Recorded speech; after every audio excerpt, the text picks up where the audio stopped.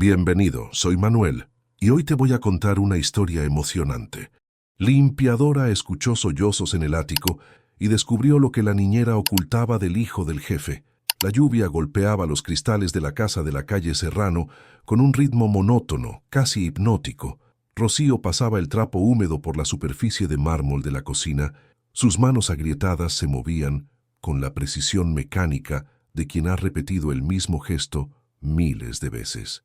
48 años, el cabello recogido en una coleta apretada que comenzaba a mostrar hebras plateadas, y unos ojos castaños que habían aprendido hacía mucho tiempo a mirar sin ser vistos. Era martes. Los martes siempre olían a desinfectante de pino y a café recalentado. Álvaro Mendoza, el dueño de la casa, ya se había marchado al hospital privado donde ejercía como cirujano plástico de renombre. Rocío lo había escuchado bajar las escaleras a las 6:30 de la mañana, como cada día, sin dirigirle una sola palabra, ni buenos días, ni un gesto. Para él, ella era parte del mobiliario, tan necesaria como invisible. Rocío no se ofendía. Ya no.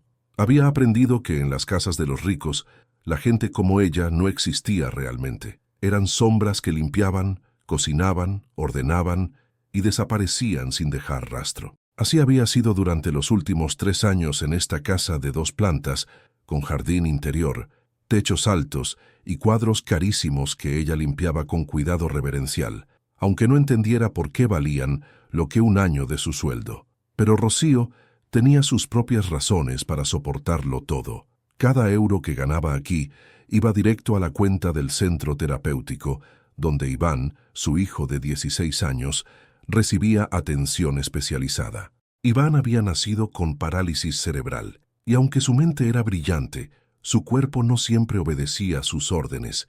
El centro en Vallecas era caro, pero era lo mejor que ella podía ofrecerle con su salario de limpiadora. Así que Rocío limpiaba. Limpiaba las huellas de una vida que no era la suya. Limpiaba los restos de comidas caras que nunca probaría. Limpiaba la soledad que impregnaba cada habitación de aquella casa enorme. Desde la muerte de la señora Mendoza hacía 2 años, la casa había cambiado.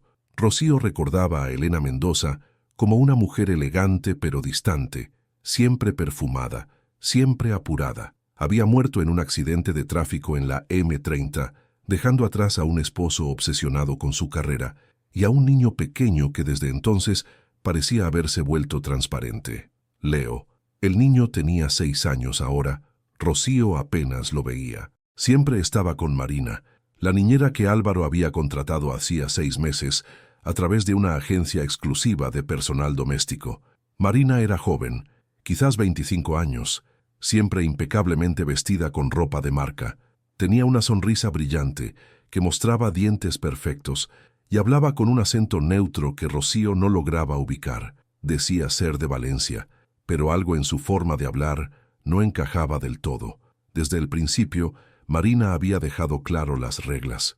Rocío no debía subir al segundo piso sin permiso, no debía hablar con Leo a menos que fuera absolutamente necesario, no debía meterse en asuntos que no le concernían. Yo me encargo del niño, le había dicho Marina con aquella sonrisa que no llegaba a sus ojos. Tú solo ocúpate de la limpieza. Rocío había aceptado. No estaba en posición de discutir.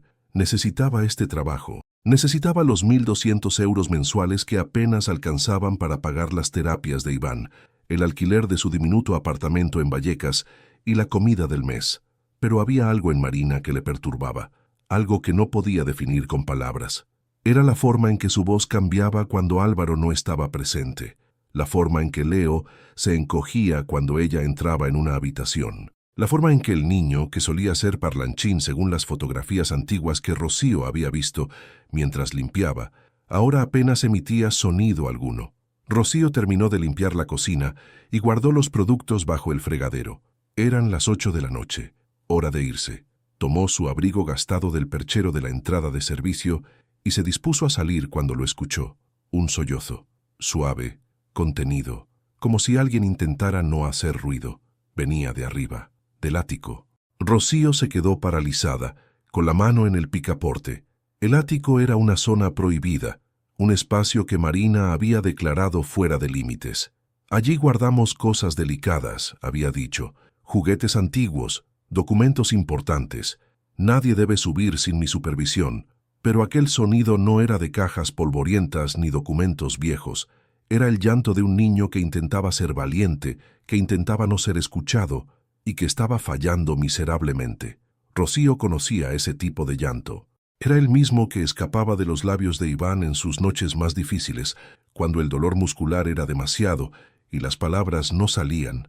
Era el llanto de quien se siente completamente solo. Su corazón comenzó a latir con fuerza. Sabía que debía irse, sabía que meterse en esto podría costarle todo, pero sus pies no se movieron hacia la puerta. En lugar de eso, se movieron hacia las escaleras. Rocío subió las escaleras con pasos lentos. Cada crujido de la madera bajo sus pies sonaba como un trueno en medio del silencio. Su respiración se había vuelto irregular, no por el esfuerzo físico, sino por el miedo que le apretaba el pecho como un puño cerrado. Sabía que si Marina la descubría allí, perdería su trabajo, y perder este trabajo significaba perder la posibilidad de que Iván continuara sus terapias. Pero aquel llanto no la dejaba en paz. Pasó el primer piso, donde estaban las habitaciones principales, y continuó hacia el segundo nivel, más estrecho, con un techo inclinado que seguía la arquitectura del edificio antiguo. Al final del pasillo había una puerta de madera oscura. La puerta del ático. Siempre estaba cerrada con llave, pero esta noche, para sorpresa de Rocío, estaba entreabierta. El llanto se había detenido, pero Rocío podía escuchar una respiración agitada, entrecortada. Empujó la puerta suavemente, y ésta cedió con un quejido metálico de las bisagras. La escena que encontró le robó el aire de los pulmones. El ático no era el espacio de almacenamiento elegante que Marina había descrito. Era un cuarto pequeño, sin calefacción, con una sola bombilla desnuda colgando del techo. Había cajas apiladas contra las paredes, polvorientas y descuidadas. En un rincón, sobre un colchón delgado sin sábanas, estaba Leo. El niño estaba acurrucado, abrazándose las rodillas contra el pecho. Llevaba un pijama que parecía demasiado grande para él, y sus pies descalzos estaban sucios. Tenía el cabello oscuro revuelto, y cuando levantó la mirada hacia Rocío, ella vio unos ojos enormes, oscuros, hinchados de tanto llorar. Por un momento, ninguno de los dos se movió. Leo la miraba con una mezcla de miedo y sorpresa, como si no supiera si Rocío era una amenaza o una salvación. Rocío sintió que algo se quebraba dentro de ella. Este niño, el hijo de un hombre rico que vivía en una de las zonas más exclusivas de Madrid, estaba siendo tratado peor que cualquier animal abandonado. «Hola, cariño», susurró Rocío, agachándose lentamente para no asustarlo. «¿Qué haces aquí arriba?» Leo no respondió. Sus labios se movieron, pero no salió ningún sonido. Rocío notó que temblaba, no solo de frío, aunque la temperatura en el ático era gélida, sino de miedo. Un miedo profundo, visceral. «No voy a hacerte daño», continuó Rocío con la voz más suave que pudo encontrar. «Solo quiero saber si estás bien». El niño señaló hacia un cuaderno que estaba junto al colchón. Rocío lo tomó con cuidado y lo abrió. Las páginas estaban llenas de dibujos hechos con crayones gastados, dibujos oscuros, perturbadores. En uno, una figura pequeña estaba encerrada en una caja. En otro, una mujer grande con una sonrisa exagerada sostenía algo que parecía un cinturón. En otro más, un niño lloraba mientras una figura con los ojos cerrados, probablemente su padre, le daba la espalda. Rocío sintió que la rabia hervía en su interior, mezclada con una tristeza profunda. ¿Cuánto tiempo llevaba esto ocurriendo? ¿Cómo era posible que nadie lo hubiera notado? «¿Marina te pone aquí?», preguntó, aunque ya conocía la respuesta. Leo asintió despacio, con los ojos llenos de lágrimas que amenazaban con desbordarse de nuevo. «¿Por qué?». El niño abrió la boca. Hizo un esfuerzo visible por hablar, pero solo salió un susurro ronco, como si sus cuerdas vocales hubieran olvidado cómo funcionar. «Por portarme mal». Las palabras salieron rotas, fragmentadas, pero fueron suficientes para que Rocío sintiera que el mundo se inclinaba bajo sus pies. Este niño no se estaba portando mal. Este niño estaba siendo maltratado, manipulado, destruido sistemáticamente por alguien que se suponía debía cuidarlo. Rocío extendió su mano lentamente. Leo la miró durante un largo momento, evaluando, decidiendo. Finalmente, estiró su pequeña mano y tocó los dedos de Rocío. estaban helados. «Vamos a sacarte de aquí», dijo Rocío, «ahora mismo». Pero antes de que pudiera moverse, escuchó pasos subiendo las escaleras, pasos rápidos, decididos, pasos que conocía bien. Marina. La puerta se abrió de golpe y la niñera apareció en el umbral. Su expresión cambió instantáneamente de sorpresa a furia fría, pero su voz cuando habló era dulce como la miel envenenada. «Rocío, ¿qué haces aquí?», preguntó con aquella sonrisa plástica pegada a su rostro. «Te dije que esta área está prohibida». Leo se encogió inmediatamente, haciendo su cuerpo lo más pequeño posible, como un animal acostumbrado a recibir golpes.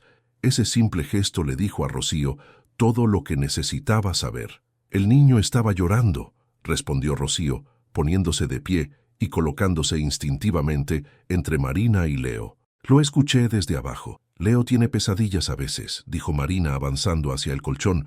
«Por eso lo traigo aquí, para que se calme sin molestar a su padre. El señor Mendoza necesita descansar. Tiene cirugías importantes». «¿En el frío? ¿Sin mantas?». La voz de Rocío temblaba, pero no de miedo, sino de una indignación que ya no podía contener. La sonrisa de Marina se endureció ligeramente. «No te pago para que opines sobre cómo cuido al niño», dijo, y aunque sus palabras eran calmadas, había acero en ellas. «Ahora, por favor, retírate. Tu jornada terminó hace 10 minutos». Rocío miró a Leo una última vez. El niño la observaba con ojos suplicantes, rogándole en silencio que no lo dejara solo. Pero Rocío sabía que si insistía ahora, Marina podría despedirla en el acto, y entonces no podría hacer nada por ayudarlo. Con el corazón desgarrado, Rocío asintió y salió del ático. Pero mientras bajaba las escaleras, tomó una decisión. No iba a quedarse callada, no esta vez. No cuando había un niño sufriendo a pocos metros de un padre que no veía, que no quería ver.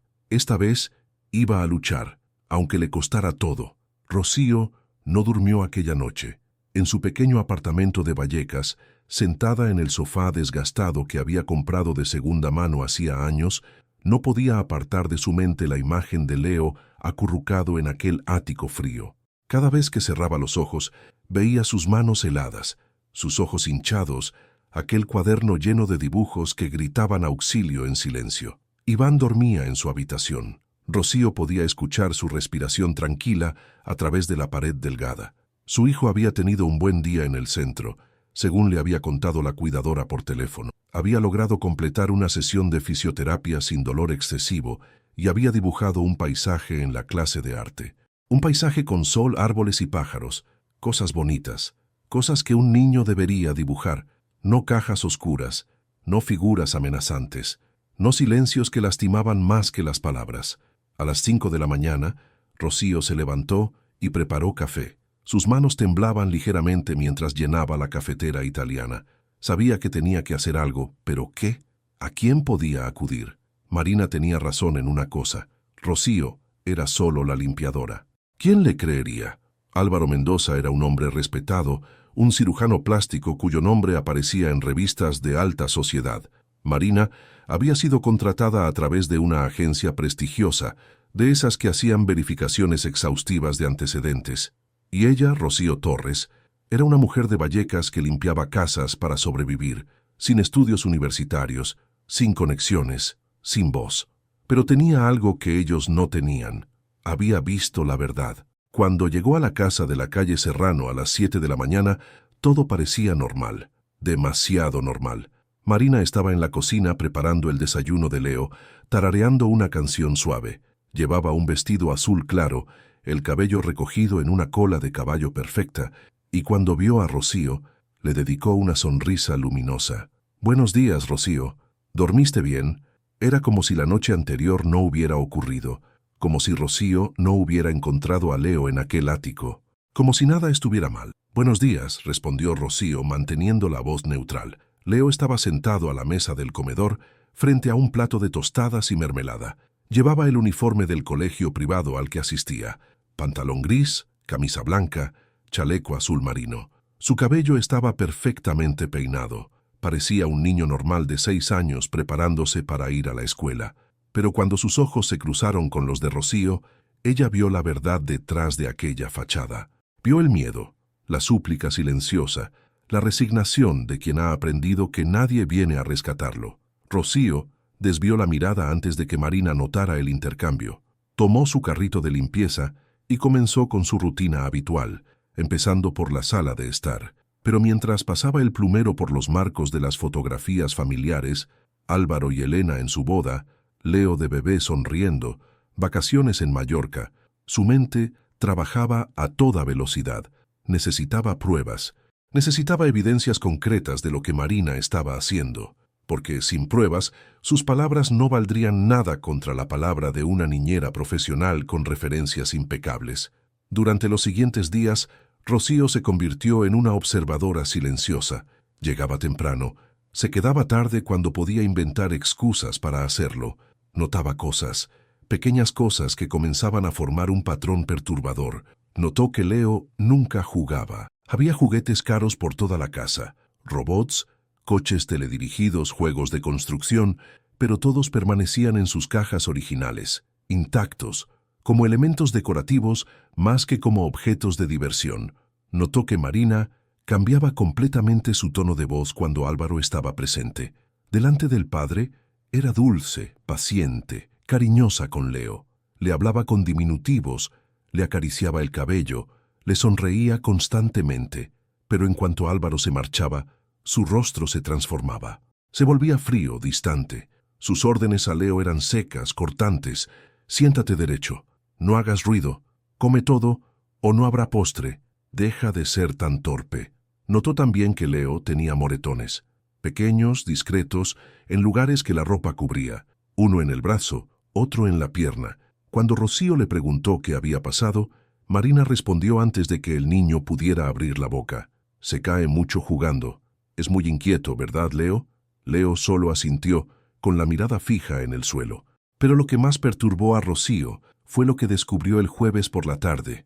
Álvaro había salido para una conferencia médica en Barcelona y no regresaría hasta el día siguiente. Marina había salido a hacer compras, dejando a Leo en su habitación con instrucciones de hacer sus deberes. Rocío subió al segundo piso con la excusa de limpiar los baños. Pasó frente a la habitación de Leo y escuchó un sonido extraño, un golpeteo rítmico, compulsivo. Llamó suavemente a la puerta. «¿Leo? ¿Estás bien?»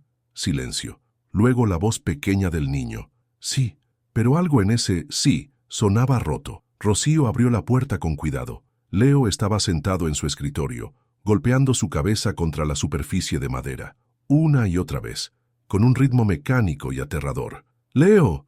Rocío corrió hacia él y lo detuvo, tomándolo suavemente por los hombros. «¿Qué haces, cariño? ¿Por qué te haces daño?». El niño la miró con ojos vacíos, como si estuviera en algún lugar muy lejano. «Marina dice que soy malo, que tengo que castigarme cuando hago cosas malas. Hoy olvidé cerrar la puerta del baño. Eso es malo». A Rocío se le llenaron los ojos de lágrimas. Este niño estaba siendo programado para destruirse a sí mismo. Marina no solo lo maltrataba físicamente, lo estaba destrozando psicológicamente, convirtiéndolo en su propio verdugo. «Escúchame bien, Leo», dijo Rocío, arrodillándose frente a él y tomando su rostro entre sus manos. «Tú no eres malo. ¿Me oyes? No eres malo. Olvidar cerrar una puerta no te hace malo. Eres un niño bueno, inteligente, valiente». Leo la miró con incredulidad, como si aquellas palabras fueran un idioma extranjero que no podía comprender. «Marina dice». «Marina está equivocada», interrumpió Rocío, «y te prometo que voy a ayudarte, pero necesito que confíes en mí. ¿Puedes hacer eso?». El niño dudó durante un largo momento. Finalmente, asintió casi imperceptiblemente. Era un gesto pequeño, frágil, pero para Rocío fue suficiente. Esa noche, cuando regresó a su apartamento, Rocío sacó su viejo teléfono móvil y comenzó a buscar números. Servicios sociales, líneas de ayuda infantil. No sabía exactamente qué hacer, pero sabía que el tiempo se estaba agotando. Leo se estaba rompiendo por dentro, y si ella no actuaba pronto, ese niño quedaría destrozado para siempre. El viernes por la mañana, Rocío llegó a la casa de la calle Serrano con una determinación renovada. Había pasado la noche investigando en su teléfono, leyendo sobre procedimientos de denuncia, derechos de los menores, señales de maltrato infantil. Las palabras se habían grabado en su mente como hierro candente. abuso psicológico, negligencia emocional, síndrome de estrés postraumático. Leo tenía todos los síntomas, pero denunciar no era tan simple como había imaginado.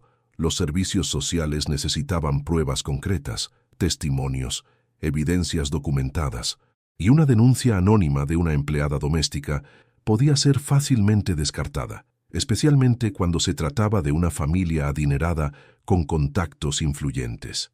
Rocío necesitaba ayuda, ¿pero de quién? La respuesta llegó de forma inesperada cuando, al entrar en la cocina, encontró a otra mujer que no había visto antes. Era mayor, quizás 60 años, con el cabello completamente blanco recogido en un moño bajo. Vestía un uniforme de empleada doméstica similar al de Rocío y estaba planchando una montaña de ropa en la lavandería adyacente. «Tú debes ser Rocío», dijo la mujer sin levantar la vista de la camisa que estaba planchando. «Yo soy Carmen. Vengo los viernes a ayudar con la ropa y la costura». «Mucho gusto», respondió Rocío, estudiándola con curiosidad. ¿Cuánto sabría Carmen? ¿Cuánto habría visto? Carmen continuó planchando en silencio durante unos minutos. Luego, con voz casual pero cargada de intención, comentó: «Llevo 20 años trabajando para familias de esta zona. He visto de todo: matrimonios que se desmoronan, niños criados por extraños, secretos que se esconden detrás de puertas caras». Rocío sintió que su corazón se aceleraba. Había algo en el tono de Carmen, una invitación implícita a hablar. «¿Has notado algo extraño en esta casa?», preguntó Rocío cautelosamente, acercándose a la lavandería. Carmen levantó la vista por primera vez. Sus ojos pequeños pero penetrantes se clavaron en los de Rocío. «¿Te refieres al niño?», preguntó directamente. «Sí, he notado muchas cosas». Rocío sintió que un peso se levantaba de sus hombros. No estaba sola, no estaba loca. Alguien más había visto lo que ella veía. ¿Cómo está tan segura? Carmen dejó la plancha sobre la tabla y se acercó a Rocío, bajando la voz hasta convertirla en un susurro conspirador. «Llevo 3 meses viniendo aquí. La primera vez que vi a ese niño, supe que algo andaba mal. Tiene la mirada de los niños que he visto en casas donde ocurren cosas feas. Además», hizo una pausa significativa, «he encontrado cosas mientras lavo la ropa». «¿Qué cosas?». Carmen metió la mano en el bolsillo de su delantal y sacó algo pequeño envuelto en un pañuelo de papel. Lo desenvolvió con cuidado. Era un trozo de tela, probablemente parte de una sábana, con manchas de sangre seca. «Lo encontré en la cesta de ropa del ático la semana pasada», dijo Carmen, «y no es la primera vez. He encontrado ropa del niño con manchas similares, pequeñas, como de rasguños o pellizcos. También he visto que muchas de sus camisas tienen botones arrancados, como si alguien lo hubiera agarrado con fuerza». Rocío sintió que la náusea trepaba por su garganta. Era peor de lo que había imaginado. Mucho peor. «¿Se lo has dicho al señor Mendoza?». Carmen soltó una risa amarga. «¿Al señor Mendoza? Ese hombre no ve más allá de su propio ombligo. Está tan sumergido en su trabajo y en su dolor por la esposa muerta que no se da cuenta de que su hijo está muriendo en vida. Intenté decirle algo hace un mes. Insinué que el niño parecía asustado. ¿Sabes qué me dijo? Que Marina era una profesional excelente, que había trabajado con familias importantes, que yo solo debía ocuparme de la ropa. Entonces, ¿qué podemos hacer?». «Documentar todo», respondió Carmen con firmeza. «Yo guardo cada pieza de ropa manchada, cada evidencia que encuentro. Las tengo en una bolsa en mi casa, y tú deberías hacer lo mismo con lo que veas. Fotografías, si puedes, notas, fechas, todo puede servir». Rocío asintió, sintiendo que por fin había encontrado una aliada. Pero antes de que pudiera responder, escucharon pasos acercándose. Carmen escondió rápidamente la tela en su bolsillo y volvió a tomar la plancha, adoptando una expresión neutra. Marina apareció en la puerta de la lavandería, con aquella sonrisa perpetua pegada a su rostro. «Buenos días, Carmen. Rocío, ¿podrías limpiar la biblioteca hoy? El señor Mendoza tiene invitados esta noche y quiere que todo esté impecable».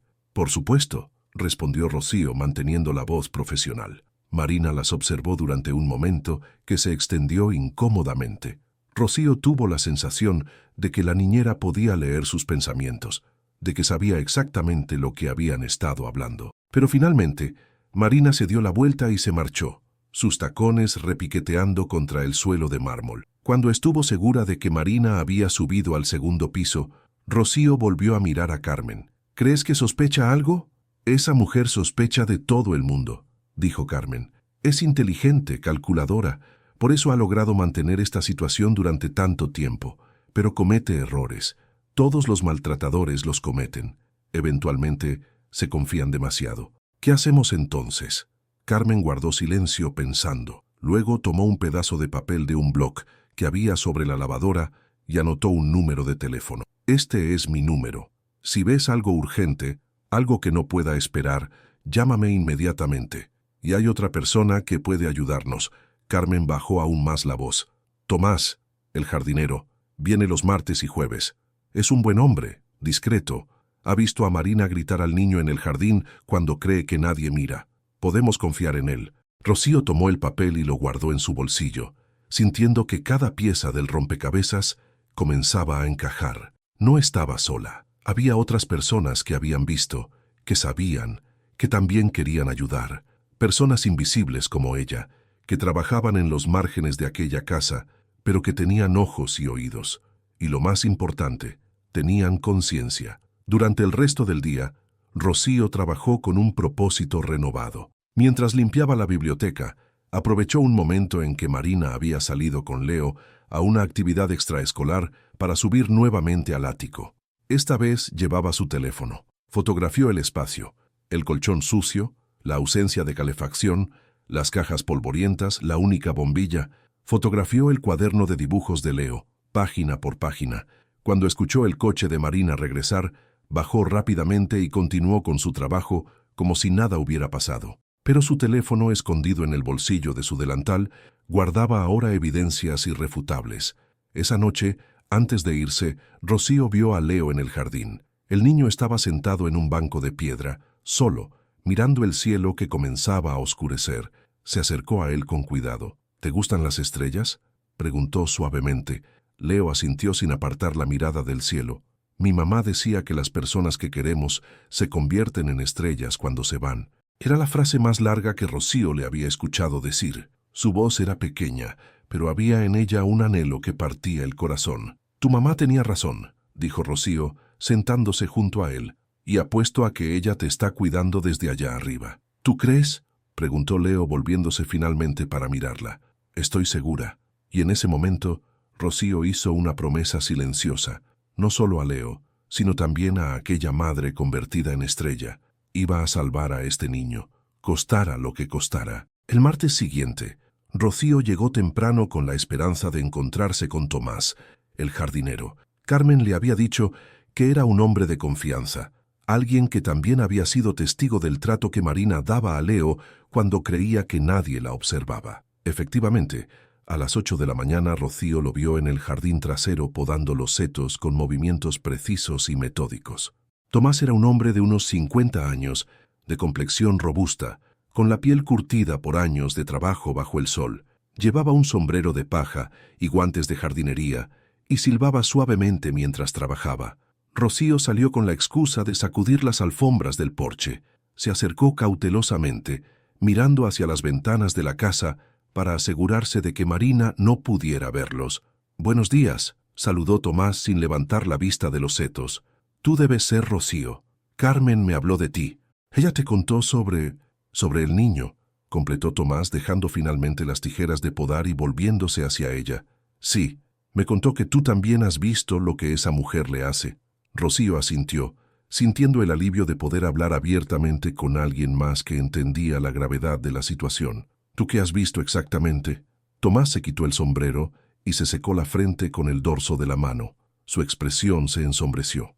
«Hace 3 semanas vine un día por la tarde porque había olvidado mis herramientas. Normalmente vengo por la mañana, pero ese día regresé alrededor de las 5. Escuché gritos en el jardín y me asomé. Era Marina. Tenía a Leo agarrado del brazo, apretándolo con tanta fuerza que el niño lloraba. Le gritaba que era un inútil, que no servía para nada, que su madre se habría avergonzado de él. Rocío sintió que la sangre le hervía en las venas. «¿Y qué hiciste?». «Me dejé ver», continuó Tomás. «Hice ruido al cerrar la puerta del cobertizo». Marina cambió inmediatamente. Soltó al niño, le arregló la ropa, y cuando me acerqué, Estaba sonriendo como si nada hubiera pasado. Le preguntó a Leo si quería jugar con las mariposas que había en el rosal. El niño estaba paralizado, con lágrimas en los ojos, pero ella actuaba como si estuviera teniendo el día más maravilloso del mundo. «Es una actriz», murmuró Rocío. «Una actriz peligrosa», corrigió Tomás. «Y lo peor es que tiene al señor Mendoza completamente engañado. Él cree que Marina es una santa. Siempre le dice lo afortunado que es de tenerla, lo bien que cuida a Leo, lo profesional que es». Rocío miró hacia la casa. A través de la ventana de la cocina podía ver a Marina preparando el desayuno. Parecía la imagen perfecta de la niñera dedicada. «Necesitamos hacer algo más que solo recolectar evidencias», dijo Rocío. «Ese niño se está destruyendo por dentro. Lo vi golpeándose la cabeza contra el escritorio la semana pasada. Marina lo ha convencido de que él es malo, de que merece ser castigado». «Lo sé», respondió Tomás con pesar. «He visto cómo ha cambiado desde que ella llegó. Antes, cuando su madre vivía, Leo era un niño feliz. Corría por este jardín persiguiendo mariposas, se reía, jugaba con un balón. Ahora es como un fantasma. Se mueve por la casa como si tuviera miedo de ocupar espacio». Ambos guardaron silencio durante un momento, el peso de la situación cayendo sobre ellos como una losa. «Carmen dice que ha estado guardando evidencias», dijo Rocío finalmente. «Ropa manchada, cosas así. Yo he tomado fotografías del ático, de los dibujos de Leo, pero no sé si será suficiente». Tomás reflexionó, arrancando distraídamente una hoja seca de uno de los arbustos. «Mi hermana trabaja en servicios sociales», dijo lentamente, «en el Departamento de Protección de Menores. Podría hablar con ella, pero me advirtió una vez que estos casos son complicados cuando involucran a familias con recursos. Los abogados caros pueden retrasar las investigaciones, cuestionar cada evidencia, intimidar a los testigos». «No me importa», dijo Rocío con firmeza. «No puedo quedarme de brazos cruzados viendo cómo destruyen a ese niño». Tomás la miró con respeto. «Eres valiente. La mayoría de la gente prefiere no meterse. Es más fácil mirar hacia otro lado». «Yo tengo un hijo», dijo Rocío, y su voz se quebró ligeramente. «Un hijo con necesidades especiales. Sé lo que es luchar cada día para que tenga una vida digna. Y no voy a permitir que Leo sufra cuando está en mi poder ayudarlo». «Entonces hagámoslo bien», dijo Tomás. «Hablaré con mi hermana esta noche. Le explicaré la situación, le mostraré lo que tenemos. Ella sabrá cuál es el mejor camino a seguir. Pero tienes que prometerme algo, Rocío». «¿Qué?» «Que tendrás cuidado. Marina no es tonta. Si sospecha que estamos reuniendo evidencias en su contra, podría desaparecer. Y si desaparece, Leo quedará sin protección hasta que contraten a alguien nuevo. ¿Y quién dice que la próxima persona será mejor?». Rocío asintió, comprendiendo la delicadeza de la situación. Estaban caminando sobre una cuerda floja, un movimiento en falso y todo podría venirse abajo. Durante los siguientes días, Rocío, Carmen y Tomás se convirtieron en una red invisible de protección alrededor de Leo. Se comunicaban a través de mensajes discretos, notas dejadas en lugares estratégicos, miradas significativas cuando se cruzaban en la casa. Rocío empezó a dejar pequeños regalos para Leo en lugares donde sabía que el niño los encontraría. Un paquete de galletas escondido en el bolsillo de su abrigo, un pequeño cuaderno nuevo con lápices de colores en su mochila, una nota que decía simplemente «Eres valiente», doblada dentro de uno de sus libros de texto. No podía darle los regalos directamente. Marina vigilaba cada interacción, pero estos pequeños gestos eran su forma de decirle al niño que no estaba solo, que alguien lo veía, que alguien se preocupaba. Una tarde, mientras limpiaba el baño del segundo piso, Rocío encontró algo que la estremeció. Detrás del radiador, escondida entre el polvo, había una fotografía. Era una imagen de Leo con su madre, Elena. Ambos sonreían ampliamente, abrazados en lo que parecía ser un parque de atracciones. Leo no podía tener más de 4 años en la foto. En el reverso, con la letra infantil de Leo, estaba escrito: «Mamá, ayúdame». Rocío guardó la fotografía con manos temblorosas. Era una súplica silenciosa, un grito de auxilio que el niño había escondido como si fuera un mensaje en una botella lanzado al mar, esperando que alguien, cualquiera, lo encontrara. Esa noche, Tomás llamó a Rocío. Su hermana había aceptado revisar el caso. Necesitaba que le llevaran todas las evidencias que habían recopilado. Había esperanza, pero también había un largo camino por delante. Mientras Rocío miraba por la ventana de su apartamento, viendo las luces de Madrid brillar en la distancia, pensó en Leo, en sus ojos asustados, en sus dibujos oscuros, en aquella nota escondida detrás del radiador. Resiste un poco más, pensó, como si sus pensamientos pudieran atravesar la ciudad y llegar hasta el niño. Ya casi llegamos. La reunión con la hermana de Tomás estaba programada para el sábado por la tarde, en una cafetería discreta en Atocha, lejos de la zona de Salamanca, donde todos podrían reconocerlas. Rocío llegó con una carpeta de plástico que contenía las fotografías impresas del ático, copias de los dibujos de Leo que había logrado fotografiar y las fechas detalladas de cada incidente que había presenciado. Carmen apareció poco después, con una bolsa que contenía las prendas manchadas que había guardado meticulosamente. Tomás ya estaba allí, sentado junto a una mujer de unos 40 años, de aspecto serio y profesional, con gafas de montura oscura y una libreta sobre la mesa. «Ella es mi hermana, Patricia», presentó Tomás. «Lleva 15 años trabajando en protección de menores». Patricia estrechó las manos de Rocío y Carmen con firmeza. «Tomás me ha contado lo básico, pero necesito escucharlo de ustedes. Quiero todos los detalles, por pequeños que parezcan». Durante la siguiente hora, las tres contaron todo lo que habían visto. Rocío habló del ático, de los llantos, de cómo había encontrado a Leo golpeándose la cabeza. Carmen mostró las prendas manchadas, explicó los patrones que había notado. Tomás describió la escena en el jardín, los gritos, el cambio instantáneo de Marina cuando supo que había un testigo. Patricia tomaba notas sin interrumpir, su rostro manteniéndose profesionalmente neutro, aunque Rocío notó cómo sus ojos se endurecían con cada nuevo detalle. Cuando terminaron, Patricia dejó su bolígrafo y suspiró profundamente. «Lo que me están describiendo es un caso claro de maltrato psicológico y negligencia emocional», dijo, «posiblemente también físico, aunque las evidencias físicas son más difíciles de documentar cuando los perpetradores son inteligentes. Y esta Marina parece serlo. ¿Podemos hacer algo?», preguntó Rocío ansiosamente. «¿Podemos denunciar?». «Pueden y deben», respondió Patricia. «Pero necesito ser honesta con ustedes. Casos como este son complicados. Marina es una empleada contratada legalmente, con referencias verificadas. El padre es un ciudadano prominente sin antecedentes. No hay evidencias de abuso sexual ni heridas graves que requieran hospitalización, que son las que generalmente activan intervenciones inmediatas». «Entonces, ¿qué hacemos?», preguntó Carmen frustrada. «¿Esperamos a que las cosas empeoren? ¿A que ese niño termine en el hospital o algo peor?».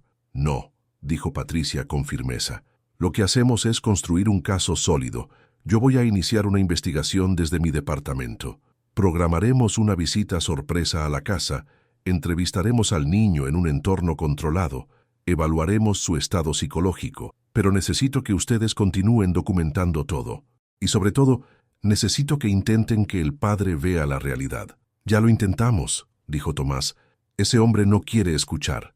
Entonces hay que hacer que no tenga más opción que ver», respondió Patricia, mirando directamente a Rocío. «Sé que es difícil, pero ¿hay alguna forma de que puedas grabar alguna interacción entre Marina y el niño? ¿Con tu teléfono, quizás?». Rocío sintió un escalofrío. Grabar sin consentimiento era ilegal, lo sabía, pero también sabía que un video valía más que 1000 palabras, especialmente cuando se trataba de convencer a alguien que se negaba a ver la verdad. «Puedo intentarlo», dijo finalmente. Patricia le entregó su tarjeta profesional. «Cualquier cosa que necesites, llámame a este número, a cualquier hora. Y si en algún momento sientes que el niño está en peligro inmediato, llama al 112. ¿Entendido?». Las tres mujeres asintieron. Cuando Rocío regresó a su apartamento esa noche, encontró a Iván despierto, dibujando en su cuaderno en la mesa de la cocina. Su hijo levantó la vista y le sonrió con aquella sonrisa torcida que ella amaba tanto. «Hola, mamá. Te dibujé algo». Rocío se acercó y vio el dibujo. Era ella, reconocible por su coleta y su delantal, sosteniendo la mano de un niño pequeño. Encima, Iván había escrito con su letra irregular: «Mamá, mi heroína». Rocío sintió que las lágrimas amenazaban con desbordarse. Se agachó y abrazó a su hijo, respirando el olor familiar de su champú, sintiendo el peso cálido de su cuerpo contra el suyo.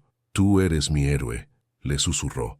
Cada día. Aquella noche, mientras Iván dormía, Rocío se quedó despierta pensando en Leo, en cómo no tenía a nadie que lo abrazara así, que le dijera que era amado, que era suficiente, tal como era.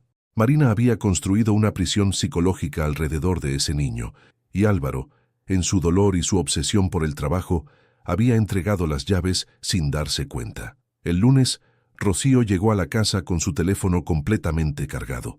Lo mantenía en el bolsillo listo para grabar en cualquier momento, pero Marina parecía especialmente cautelosa ese día, como si algún instinto le advirtiera del peligro. Álvaro estaba en casa, lo cual era inusual. Había cancelado sus cirugías de la mañana por una migraña. Estaba en su estudio con la puerta cerrada, probablemente tomando analgésicos y descansando en la oscuridad. Marina aprovechó su ausencia para ser aún más dura con Leo. Rocío la escuchó desde el pasillo, regañando al niño porque había derramado jugo en su camisa durante el desayuno. «Eres un desastre», siseaba Marina. «¿Cómo puedes ser tan torpe? ¿Qué diría tu padre si te viera así? ¿Qué diría tu madre que tanto se esforzó por criarte bien?» Rocío sacó su teléfono con manos temblorosas y activó la grabación de audio. Se acercó al comedor, fingiendo limpiar el aparador que estaba cerca.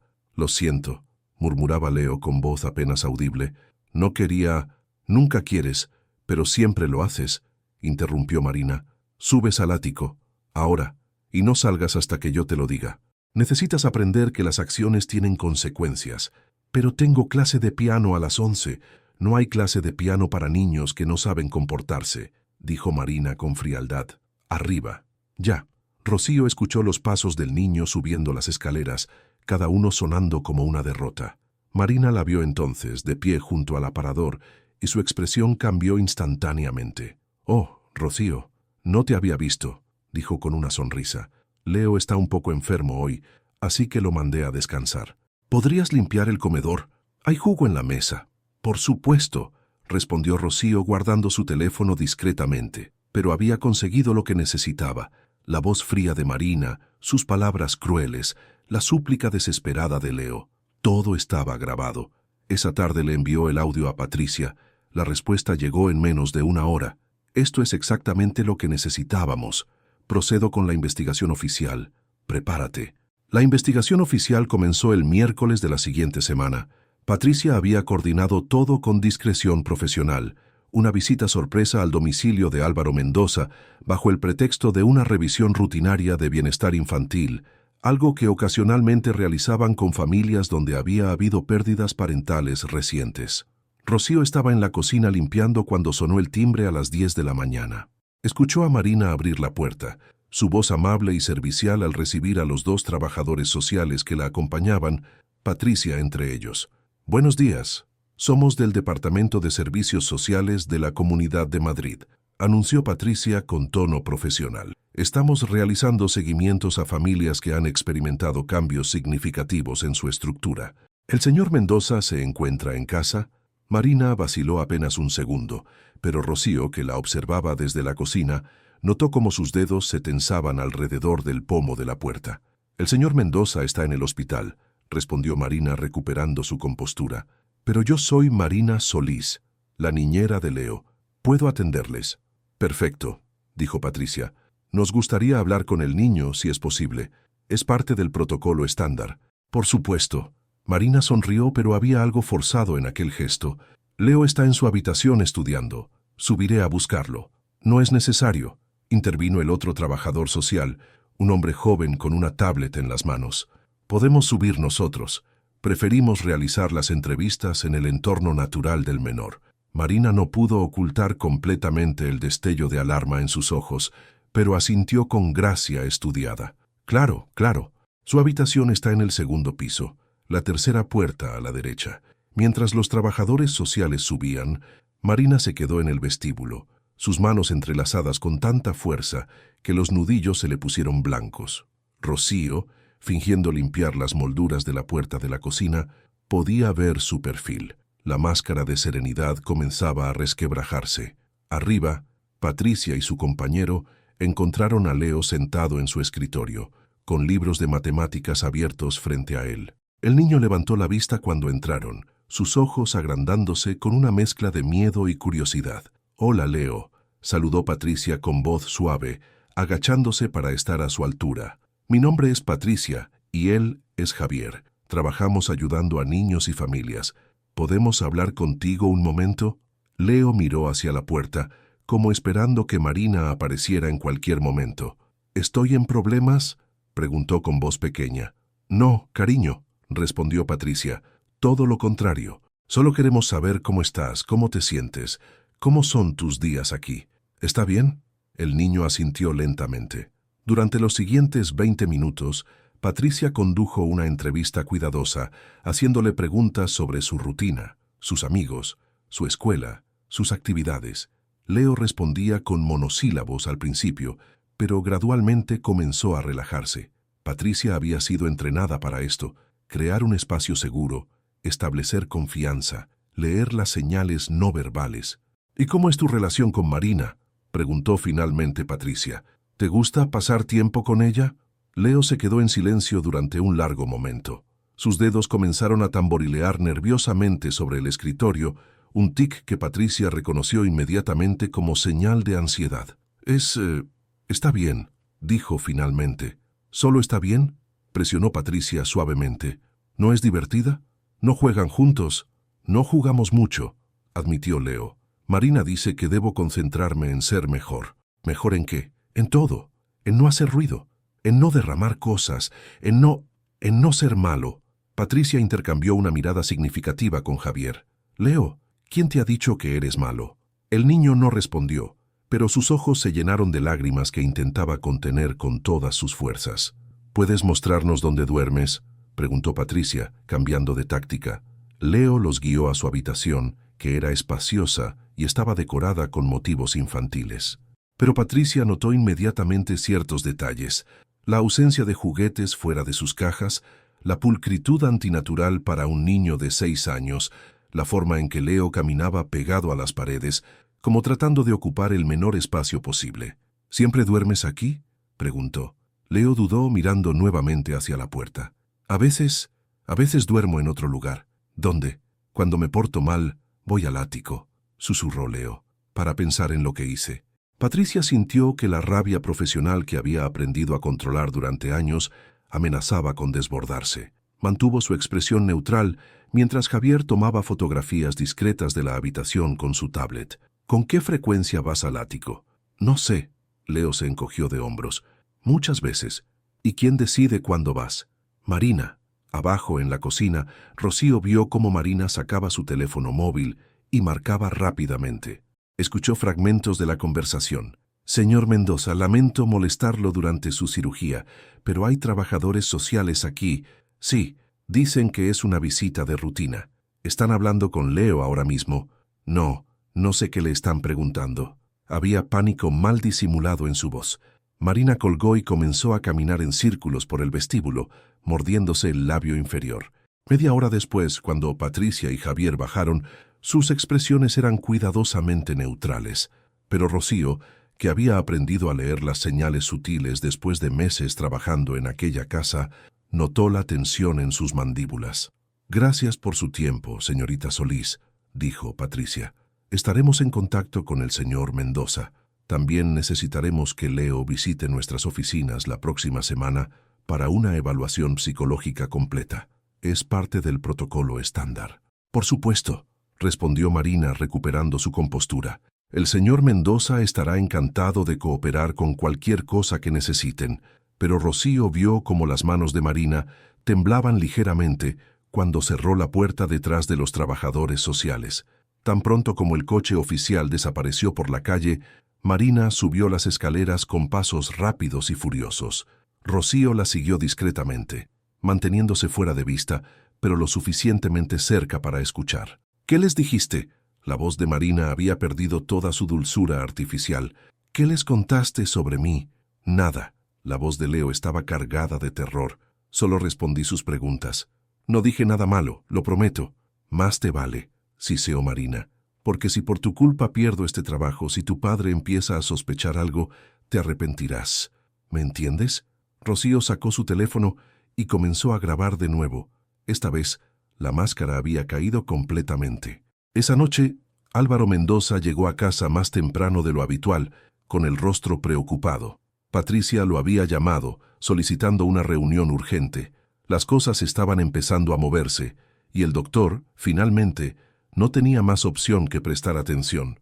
La tormenta que Rocío había estado presintiendo durante semanas estaba a punto de estallar, y esta vez no habría forma de ignorarla. Álvaro Mendoza llegó a las oficinas de servicios sociales el viernes por la tarde, con el ceño fruncido y la mandíbula apretada. Vestía uno de sus trajes impecables de diseñador y caminaba con la seguridad de alguien acostumbrado a que las situaciones se resolvieran a su favor. Marina lo acompañaba, igualmente elegante, con su sonrisa perfecta firmemente colocada. Patricia los recibió en una sala de reuniones austera, con paredes blancas y una mesa larga de madera clara. Javier estaba con ella, junto con una psicóloga infantil llamada doctora Herranz, que había evaluado a Leo 2 días antes. «Señor Mendoza, gracias por venir», comenzó Patricia, indicándoles que tomaran asiento. «Sé que es un hombre ocupado, así que iré directo al punto. Estamos preocupados por el bienestar emocional de su hijo». Álvaro frunció aún más el ceño. «No entiendo. Leo está perfectamente bien. Tiene todo lo que necesita. La mejor educación, actividades extracurriculares, atención médica privada. ¿Qué es exactamente lo que les preocupa?». La doctora Herranz abrió una carpeta frente a ella y extrajo varios documentos. «Señor Mendoza, he realizado una evaluación psicológica exhaustiva de Leo.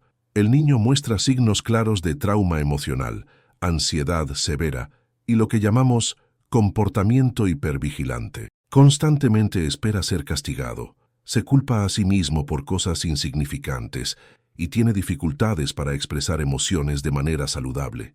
Los niños procesan el duelo de formas diferentes», intervino Marina suavemente. «Perdió a su madre hace 2 años. Es natural que aún esté afectado. El duelo es una cosa», respondió la doctora con firmeza. «Lo que veo en Leo es otra completamente distinta. Este niño ha sido sometido a un patrón sistemático de humillación, aislamiento y castigo psicológico». Álvaro se puso rígido en su silla. «Eso es una acusación muy grave. ¿Tiene pruebas de lo que está diciendo?». Patricia deslizó su teléfono móvil sobre la mesa y presionó play. La voz de Marina llenó la habitación, fría y cortante, tan diferente de la mujer que estaba sentada frente a ellos. «Eres un desastre. ¿Cómo puedes ser tan torpe? ¿Qué diría tu padre si te viera así? ¿Qué diría tu madre que tanto se esforzó por criarte bien?». La respuesta pequeña y quebrada de Leo seguía. «Lo siento, no quería. Nunca quieres, pero siempre lo haces. Subes al ático, ahora, y no salgas hasta que yo te lo diga». El rostro de Álvaro palideció. Marina, por su parte, perdió por completo su compostura. Su boca se abrió, buscando palabras, pero no encontró ninguna que pudiera explicar lo que acababan de escuchar. Eso está sacado de contexto», tartamudeó finalmente. «Leo había derramado jugo por toda su ropa nueva. Yo solo estaba enseñándole sobre consecuencias». «¿Encerrándolo en un ático sin calefacción?», interrumpió Patricia, deslizando ahora las fotografías que Rocío había tomado. Estas imágenes fueron tomadas del lugar donde, según el propio Leo, lo castiga con frecuencia. Álvaro tomó las fotografías con manos temblorosas. Vio el colchón sucio, las cajas polvorientas, la bombilla solitaria colgando del techo. Vio también los dibujos de Leo, esos dibujos oscuros que gritaban auxilio en cada trazo. «Dios mío», susurró, y por primera vez desde que había entrado en aquella sala, su armadura de seguridad se resquebrajó. Yo no sabía nada de esto». «¿Cómo pudo no saberlo?», preguntó la doctora Herranz, sin acusación en su tono, solo genuina curiosidad profesional. «¿Nunca notó cambios en el comportamiento de su hijo? ¿Nunca preguntó por qué un niño de 6 años había dejado de hablar casi por completo?». Álvaro cerró los ojos, y cuando los abrió de nuevo, estaban húmedos. Estaba sumergido en mi trabajo. Después de que Elena murió, el trabajo era lo único que me mantenía cuerdo. Las cirugías, las conferencias, la investigación. Era más fácil concentrarme en eso que enfrentar el vacío que ella dejó. Confié en Marina porque necesitaba creer que alguien estaba cuidando a Leo cuando yo no podía. «Yo sí lo cuidaba», protestó Marina, su voz subiendo de tono. «Le di estructura, disciplina, todo lo que ese niño necesitaba. Estaba malcriado, haciendo berrinches constantemente, sin respeto por nada. Su madre lo había consentido demasiado. Yo solo estaba destruyéndolo sistemáticamente. La voz de Patricia era acero puro. Señorita Solís, tenemos testimonios de múltiples empleados de la casa. La limpiadora, la costurera, el jardinero. Todos han sido testigos de su comportamiento abusivo hacia Leo. Todos han visto cómo cambia su personalidad cuando el señor Mendoza no está presente. Marina se puso de pie bruscamente, su silla arrastrándose contra el suelo con un chirrido. Esto es ridículo. Un montón de empleados domésticos celosos tratando de causarme problemas. Álvaro, tú me conoces. Sabes el trabajo excepcional que he hecho con Leo. No puedes creer estas mentiras. Pero Álvaro no la miraba. Estaba observando las fotografías una tras otra, como si cada imagen fuera un golpe físico. Entonces tomó los dibujos. Uno mostraba a una figura pequeña encerrada en una caja. Otro mostraba a una mujer grande con una sonrisa exagerada, sosteniendo lo que parecía un cinturón. En otro, un niño lloraba mientras una figura con los ojos cerrados le daba la espalda. «Este soy yo», murmuró Álvaro, señalando la figura de ojos cerrados. «Mi hijo me dibujó dándole la espalda mientras lloraba. ¿Qué clase de padre he sido?». Su voz se quebró completamente en la última palabra. Las lágrimas que había estado conteniendo finalmente rodaron por sus mejillas, y él no hizo nada por ocultarlas. Marina vio que estaba perdiendo. Cambió de táctica, su voz volviéndose suplicante. «Álvaro, por favor, he dedicado meses a cuidar de Leo. He sacrificado mi vida personal, mi tiempo, todo por ese niño. Sí, fui estricta a veces, pero era porque quería lo mejor para él. Tú me pediste que lo convirtiera en un niño fuerte, resiliente. Te pedí que lo cuidaras». La voz de Álvaro era apenas un susurro. «Te pedí que lo amaras como si fuera tuyo. Y tú lo torturaste». Se volvió hacia Patricia. «¿Qué debo hacer? Dígame qué necesita de mí. Haré cualquier cosa, lo que sea». «Primero», dijo Patricia, «Marina Solís debe abandonar su casa inmediatamente y no tener ningún contacto con Leo. Segundo, Leo necesitará terapia intensiva, años de ella probablemente. Y tercero, usted necesitará estar presente, realmente presente, no solo físicamente, sino emocionalmente. Su hijo necesita un padre, señor Mendoza, no un proveedor ausente». Álvaro asintió, limpiándose las lágrimas con el dorso de la mano. «Lo haré. Todo. Lo prometo». Marina dio un paso hacia él, extendiendo la mano como si fuera a tocarlo, pero Álvaro se apartó. «Quiero que recojas tus cosas esta noche y te vayas», le dijo sin mirarla. «Y si intentas acercarte a mi hijo alguna vez, te prometo que usaré cada recurso legal a mi disposición para asegurarme de que nunca vuelvas a trabajar con niños». Marina abrió la boca, cerró los ojos y finalmente salió de la sala dando un portazo que resonó como el disparo final de una batalla. En el silencio que siguió, Álvaro se hundió en su silla, un hombre roto que finalmente había abierto los ojos, aunque hubiera llegado casi demasiado tarde. Aquella noche, cuando Álvaro regresó a su casa de la calle Serrano, ya no era el mismo hombre que había salido por la mañana. Caminaba con los hombros caídos, como si el peso de su culpa fuera una carga física que lo aplastara. Marina había recogido sus pertenencias con una eficiencia fría y se había marchado sin decir palabra, dejando atrás solo el silencio y los fantasmas de sus acciones. Leo estaba en su habitación cuando Álvaro subió las escaleras. El niño estaba sentado en el borde de su cama, con las manos sobre el regazo, esperando, siempre esperando, esperando el castigo, la decepción, el rechazo, porque eso era lo que había aprendido durante meses. Álvaro se detuvo en el umbral de la puerta, mirando realmente a su hijo por primera vez en mucho tiempo. Vio la forma en que Leo se encogía ligeramente, cómo sus hombros se tensaban, cómo sus ojos buscaban el suelo. Vio a un niño que había aprendido a hacerse invisible para sobrevivir. «Leo», comenzó Álvaro, y su voz se quebró inmediatamente. Tuvo que detenerse, tragar saliva y empezar de nuevo. «Hijo, necesito hablar contigo». Leo asintió sin levantar la mirada, preparándose mentalmente para lo que vendría. Pero lo que vino no fue un regaño ni una orden. Fue su padre, arrodillándose frente a él, tomando sus pequeñas manos entre las suyas. «Lo siento», dijo Álvaro, y las lágrimas comenzaron a rodar por su rostro sin control. «Lo siento tanto, Leo. Siento no haber estado aquí. Siento no haberte visto. Siento no haberte protegido cuando era mi trabajo hacerlo. Siento haberte fallado de todas las formas posibles. Leo levantó la vista lentamente, sus ojos enormes llenos de confusión. No entendía qué estaba pasando. Los adultos no se disculpaban con los niños. Los adultos no lloraban. Los adultos, especialmente su padre, eran torres de control y perfección. «Papá, ¿estás enfadado conmigo?», preguntó con voz temblorosa. «No, mi amor, no estoy enfadado contigo. Estoy furioso conmigo mismo». Álvaro apretó suavemente las manos de su hijo. «Nada de lo que pasó fue tu culpa. ¿Me escuchas? Nada. Tú eres un niño maravilloso, bueno, inteligente, y yo fui un cobarde que se escondió en su trabajo en lugar de enfrentar su dolor y cuidar de ti como debía». Leo comenzó a temblar. Todo lo que había reprimido durante meses, el miedo, la confusión, la soledad, la tristeza, comenzó a resquebrajarse como una presa a punto de romperse. Marina decía que mamá estaría decepcionada de mí, que yo era la razón por la que tú estabas triste, que si yo fuera mejor, más silencioso, más obediente, tú me querrías más. Las palabras salieron entre sollozos, cada una arrancada de un lugar profundo donde habían estado enterradas bajo capas de vergüenza y miedo. Álvaro sintió que algo se partía dentro de su pecho. Abrazó a su hijo con fuerza, dejándolo llorar contra su hombro, dejando que años de lágrimas contenidas finalmente encontraran su camino hacia afuera. «Tu mamá nunca estaría decepcionada de ti», susurró Álvaro en el cabello de Leo.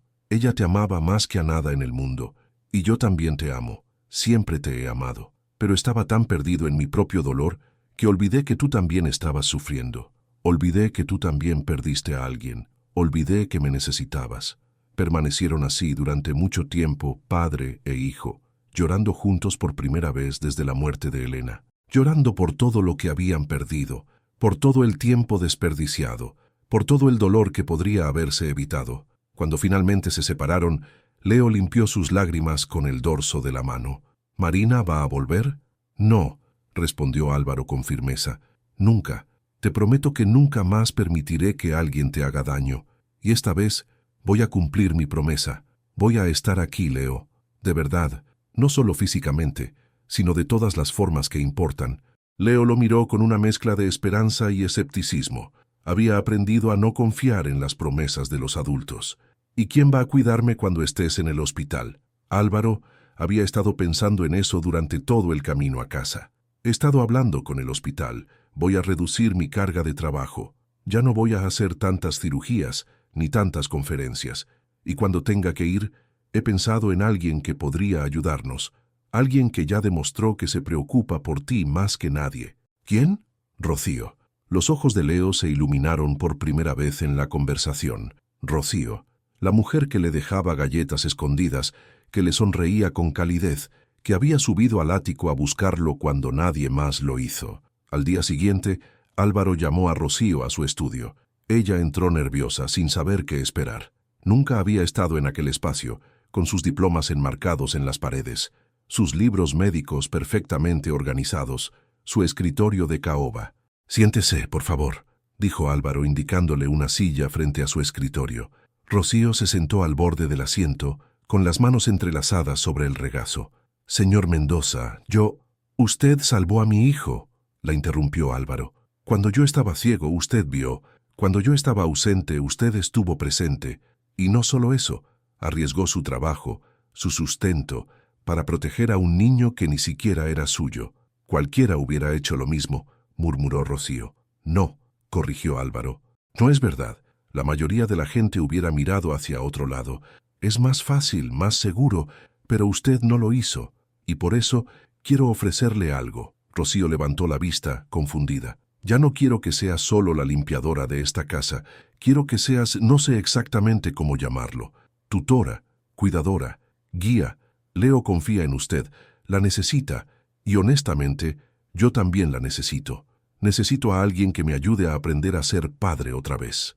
Alguien que no tenga miedo de decirme cuando esté equivocado». Rocío sentía que el corazón le latía con fuerza. «Señor Mendoza, yo tengo a mi hijo, Iván. Él necesita atención, terapias». «Lo sé», dijo Álvaro. «Patricia me lo contó. Y por eso, parte de la propuesta es que Iván también sea bienvenido aquí. Cuando necesite traerlo, cuando quiera que esté con usted. Esta casa es lo suficientemente grande. Y creo que Leo se beneficiaría de tener compañía de alguien más, de aprender sobre empatía, sobre diferentes formas de ser valiente. Rocío sintió que las lágrimas amenazaban con desbordarse. Después de años de luchar sola, de cargar el mundo sobre sus hombros, alguien finalmente le estaba tendiendo la mano. No como caridad, sino como reconocimiento de su valor. Aceptaré, dijo finalmente, pero con una condición. Dígame, usted tiene que prometerme que realmente estará presente para Leo, que no volverá a esconderse detrás del trabajo. Ese niño ya perdió demasiado. No puede perderlo a usted también. Álvaro asintió solemnemente. Se lo prometo. Esta vez lo prometo de verdad.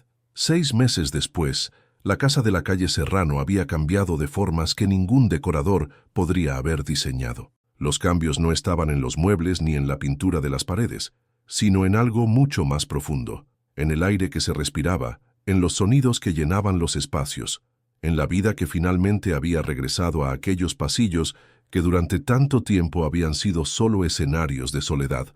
Era un sábado por la tarde de primavera. El jardín estaba lleno de color. Tomás había plantado rosales nuevos que ahora florecían con fuerza, y el sol entraba por las ventanas abiertas, trayendo consigo el aroma de la tierra húmeda y las flores. En la sala de estar, Leo e Iván estaban sentados en el suelo, rodeados de piezas de un rompecabezas gigante. Leo tenía ahora 7 años, y aunque los fantasmas del pasado aún lo visitaban en las noches difíciles, cada día parecía un poco más liviano, un poco más presente. Había vuelto a hablar con normalidad. Incluso había empezado a reír de nuevo, esa risa clara y genuina de los niños que saben que están seguros. Iván, con sus 17 años y su silla de ruedas posicionada estratégicamente junto a Leo, guiaba al niño con paciencia infinita.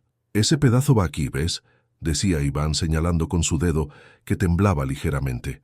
«Es parte del cielo». Leo tomó la pieza y la encajó, sonriendo cuando hizo clic en su lugar. «Lo hice, Iván, lo hice. Eres un campeón», respondió Iván con esa sonrisa torcida que Rocío amaba tanto. «Vamos a terminar este rompecabezas antes de la cena, ya verás». Rocío los observaba desde la cocina mientras preparaba la comida. Ya no cocinaba como empleada, sino como parte de la familia. La cocina se había convertido en su territorio y ella había llenado los armarios con especias, con recetas de su abuela, con el aroma del hogar que tanto había faltado en aquella casa. Álvaro entró en la cocina, ya no con el traje impecable de cirujano, sino con vaqueros y una camisa casual.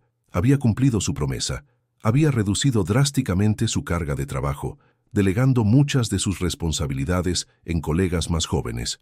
Ahora operaba solo 3 días a la semana y el resto del tiempo lo dedicaba a Leo y a aprender a vivir de nuevo. «¿Necesitas ayuda?», preguntó, acercándose a la encimera donde Rocío cortaba verduras. «Puede poner la mesa», respondió Rocío con una sonrisa. «Carmen vendrá a cenar también, y Tomás dijo que pasaría después del postre». Álvaro asintió, tomando los platos del armario. En estos meses había aprendido dónde se guardaba cada cosa en su propia casa, algo que antes le hubiera parecido irrelevante. Ahora entendía que conocer los detalles domésticos no era una tarea menor, sino una forma de participar en la vida que ocurría entre aquellas paredes. Mientras ponía los cubiertos, Álvaro observó a su hijo en la sala de estar. Leo estaba concentrado en el rompecabezas, con la lengua ligeramente asomada entre los dientes, un gesto que solía hacer Elena cuando estaba enfocada en algo. El parecido le dolía a veces, pero ya no era un dolor que lo paralizaba. Era un dolor que le recordaba que había amado profundamente, que había perdido mucho, pero que todavía tenía algo precioso que proteger. «A veces no puedo creer lo diferente que está», murmuró Álvaro, más para sí mismo que para Rocío. «Los niños son resilientes», respondió Rocío, sin dejar de cortar. «Cuando se les da amor, seguridad y paciencia, pueden sanar de casi cualquier cosa. Leo es fuerte, siempre lo fue. Solo necesitaba que alguien le mostrara que estaba bien ser el mismo. Gracias a ti», dijo Álvaro, volviéndose para mirarla. «Gracias a tu valentía». Rocío negó con la cabeza. «No fui solo yo. Fueron Carmen, Tomás, Patricia. Fue un pueblo entero de personas invisibles que decidimos que un niño importaba más que nuestro miedo». La cena fue ruidosa y caótica de la mejor manera posible. Carmen llegó con un flan casero que había preparado especialmente para Leo. Tomás se presentó después, con tierra todavía bajo las uñas, trayendo noticias de que las mariposas finalmente habían regresado al jardín. Leo comió con apetito, algo que los primeros meses había sido un desafío. La doctora que lo trataba había explicado que el estrés crónico afectaba el apetito, que el cuerpo de Leo había estado en modo de supervivencia durante tanto tiempo que había olvidado cómo simplemente existir. Pero ahora, con terapia semanal y el ambiente seguro que lo rodeaba, su cuerpo estaba recordando. Durante la cena, Leo contó una historia sobre algo gracioso que había pasado en la escuela. Álvaro escuchaba con atención completa, haciendo preguntas, riendo en los momentos apropiados. Ya no revisaba su teléfono compulsivamente. Ya no pensaba en las cirugías del día siguiente. Estaba presente, realmente presente. Después de la cena, cuando Carmen y Tomás se habían marchado, y cuando Iván y Leo estaban en la sala viendo una película, Álvaro y Rocío se quedaron en la cocina limpiando juntos. «He estado pensando en algo», dijo Álvaro mientras secaba un plato. «El ático». Rocío se tensó ligeramente. Aquel espacio todavía llevaba el peso de los recuerdos oscuros. «¿Qué pasa con él? Quiero convertirlo en algo diferente, algo que reemplace esos recuerdos horribles con otros nuevos. Estaba pensando, ¿qué te parecería si lo convertimos en una sala de juegos? Para Leo y para Iván, con espacio para que Iván pueda moverse con su silla, con juegos adaptados, con libros, con luz natural, un lugar donde puedan ser simplemente niños». Rocío sintió que algo cálido florecía en su pecho. «Creo que sería perfecto. Le preguntaré a Leo qué le parece», continuó Álvaro. «No quiero hacer nada sin su aprobación. Es su casa también. Su opinión importa». Y esa, pensó Rocío, era la verdadera transformación. No solo que Leo estaba sanando, sino que Álvaro había aprendido a escuchar, a incluir, a ver a su hijo como una persona completa con pensamientos y sentimientos que merecían respeto. Más tarde esa noche, cuando todos estaban en sus habitaciones, Rocío fue a dar las buenas noches a Leo. El niño estaba en su cama, abrazando un peluche que Iván le había regalado. Un león que, según Iván, representaba su valentía. «Rocío», llamó Leo cuando ella estaba a punto de salir. «¿Puedo preguntarte algo?» «Claro, cariño. ¿Tú y papá van a quedarse? ¿Iván y tú? ¿No se van a ir?» Rocío se acercó y se sentó en el borde de la cama, tomando la pequeña mano de Leo entre las suyas. «No nos vamos a ninguna parte», prometió. «Esta es nuestra casa ahora, nuestra familia. Y las familias no se construyen solo con sangre, Leo. Se construyen con amor, con elecciones, con personas que deciden cuidarse mutuamente. Y nosotros te elegimos a ti, cada día». Leo asintió, y una sonrisa pequeña pero genuina apareció en su rostro. «Yo también los elegí a ustedes». Cuando Rocío salió de la habitación, encontró a Álvaro en el pasillo. Él había escuchado la conversación y sus ojos brillaban con lágrimas contenidas. «Gracias», susurró, «por enseñarme lo que realmente significa ser una familia». Rocío sonrió. «Todos estamos aprendiendo, juntos». Y mientras la casa se sumergía en el silencio de la noche, ya no era el silencio frío y vacío de antes. Era el silencio cálido de un hogar donde las personas dormían seguras, sabiendo que al despertar encontrarían amor, apoyo y una segunda oportunidad. Porque a veces, los lazos más fuertes no nacen de la sangre ni del dinero, sino de la compasión silenciosa y del coraje de actuar cuando nadie más lo hace. Y en aquella casa de la calle Serrano, 4 almas rotas habían encontrado la forma de reconstruirse mutuamente, creando algo más fuerte y hermoso de lo que cualquiera de ellos hubiera imaginado posible. Un hogar, no perfecto, pero real, no sin cicatrices, pero lleno de esperanza. Y eso, al final, era todo lo que importaba. Fin. Gracias por acompañarme hasta el final. ¿Te ha gustado la historia? Cuéntame aquí en los comentarios qué te ha parecido y si harías algo diferente. No olvides darle a me gusta y suscribirte al canal para no perderte ninguna historia emocionante. Activa la campana para recibir una notificación cada vez que se publique un nuevo video. Nos vemos en la próxima historia. Hasta entonces.